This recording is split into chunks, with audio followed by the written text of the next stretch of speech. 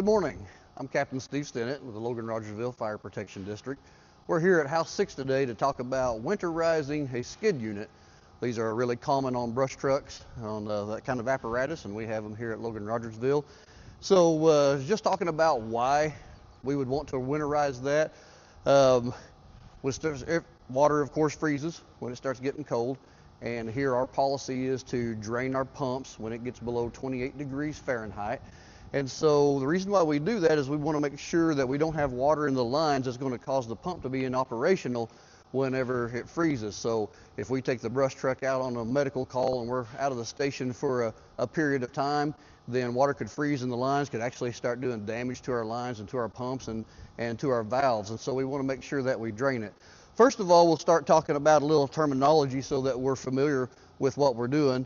The valves that we have on this here is going to be the tank to pump valve, and it's also going to be your fill valve if you're filling off of a hydrant in your 2.5-inch line right here. Then we have our recirculation valve up here, and then we've got our valve to our booster tank, to our booster line coming from our booster tank right there. And then we've got a valve right here if we ever want to run, it's an outlet valve to run an 1 3/4 line, we can do that. And so those are some of the things that we're going to be draining today and talking about as we do this. So before you start draining this pump, of course, you want to make sure that there's no water coming into it. And the way that you're going to do it is to shut your tank to pump valve. Once you've got that closed, of course, you probably have some water still in here, so you want to open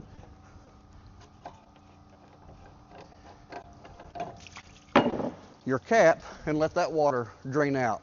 Another thing that you'll want to do is open your primer, and as we can see here, there's none coming out of this right here, so we're good and drained in that area.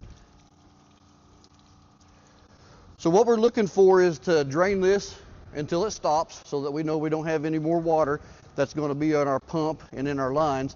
But something else that we want to focus on, and when you're doing this, make sure that you've got these other valves closed as well. But we want to focus on getting water out of the booster line itself. It's always going to have water in it after it's charged. It doesn't drain that much.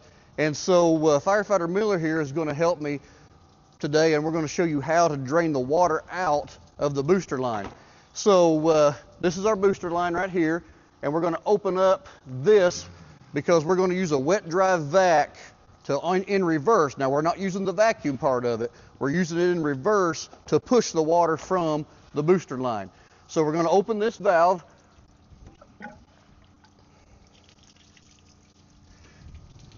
And more water starts coming out right here. And we're going to insert the hose from the wet dry vac in there to push it out. Now, one thing that's going to be important is to make sure that you have your nozzle open on your booster line, and Firefighter Miller has already done that. Ready to turn it on? So I'm going to turn on the wet dry vac, and we're going to evacuate the water from the line.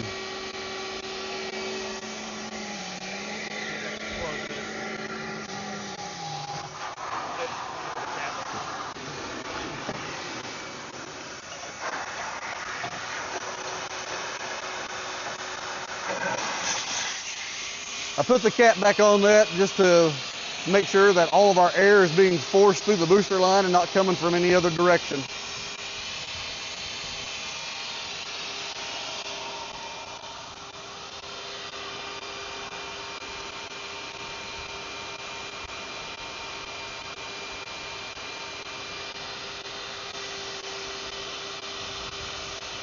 Our water flow is starting to slow here, so we have got sufficiently drained our booster line.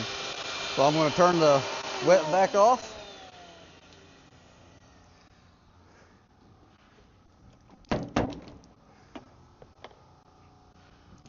And we want to make sure that we've got all of our valves in the closed position.